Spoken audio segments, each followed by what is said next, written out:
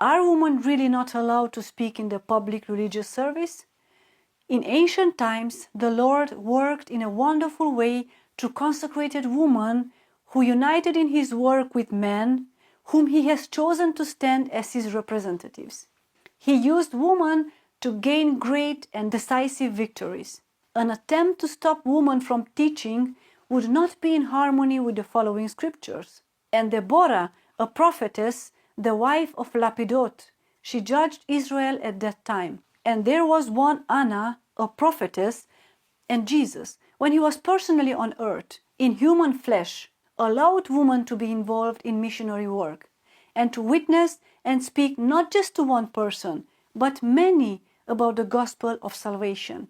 Would it be possible that later to the Apostle Paul he would go back on this and prohibit women from being involved in preaching?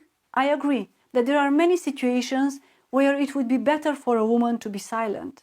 But we can't make just a mince soup and just take out of it what it suits us. Brethren, let's be serious and let's recognize that as long as God is leading us, whether we are women or men, we have a work to do in saving souls.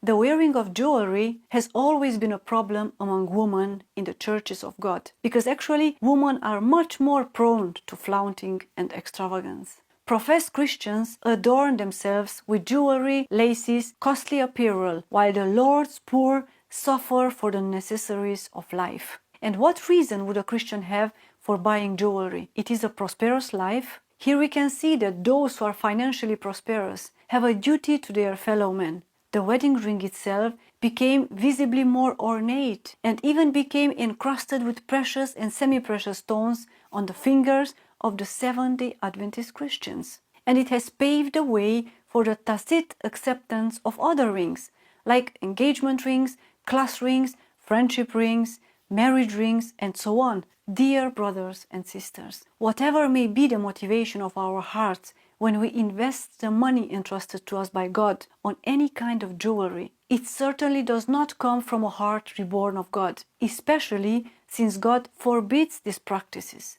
Let us understand that jewelry does not recommend us before the world, and no Christian who is engaged in the work of salvation of souls will have neither time nor sufficient money nor desire for extravagance and display.